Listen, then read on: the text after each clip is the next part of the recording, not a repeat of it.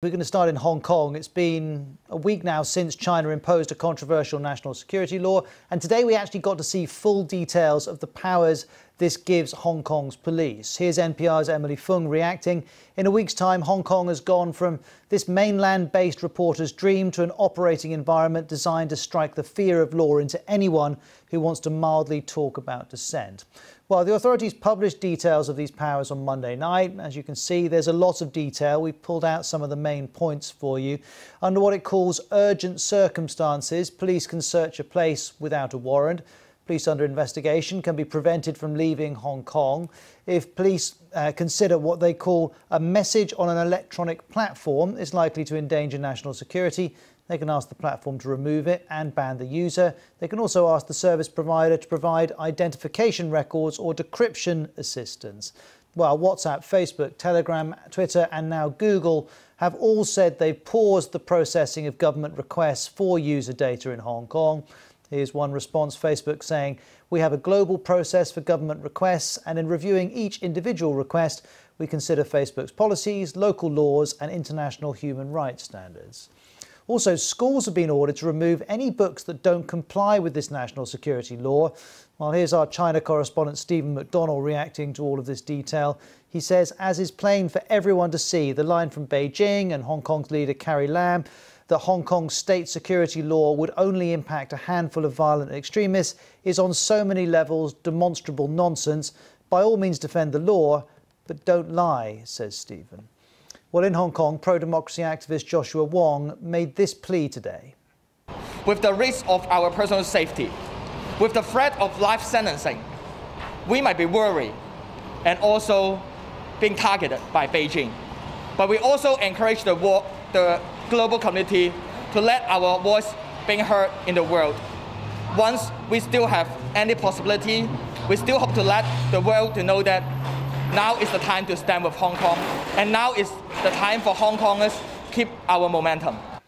Well, in the last week, we've seen a lot of diplomatic to and fro as reaction to this law has played out. Last week, the UK offered several million Hong Kongers a path to British citizenship in a direct response to this new law. Today, the Chinese ambassador to Britain said this.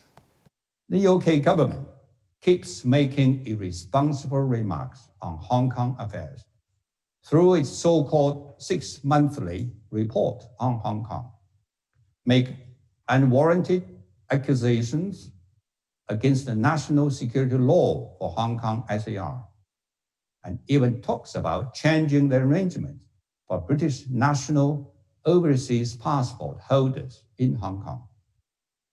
These moves constitute a gross interference in China's internal affairs and openly trample on the basic norms governing international relations. And here's the UK Foreign Secretary's response to that.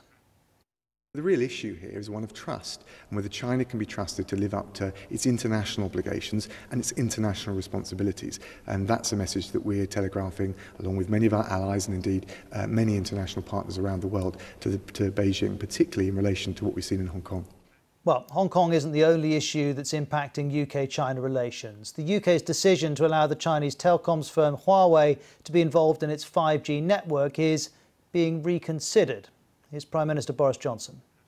I'm very, very determined to get broadband into every part of this country, reaching out across the whole of the UK, and we're convinced that we can do that. And I'm also determined that the UK should not be in any way vulnerable to high-risk state vendors. So we'll have to think carefully about how we handle that. We'll have to come up with the right technological solutions, but also have to make sure that we continue to deliver the broadband that the UK needs. Now, I saw one former head of MI6, the British intelligence agency, writing in the Financial Times on this, saying the UK should bar Huawei from its 5G network, and the West also needs to unite and stand firm against rising Chinese aggression. Well, here's the BBC's Helen Catt on the calculations behind this latest statement from the Prime Minister. A lot of the Conservative backbenchers, there's a fair number of those, who are still quite unhappy at the involvement of Huawei in the UK's 5G networks, in telecoms infrastructure. So much so that even with a majority of 80, there have been some nerves about whether or not Downing Street can actually get this bill through. So what's changed, though, that, as I said, that's been pretty consistent for several months. What's changed, though, is the US decision to impose sanctions on Huawei.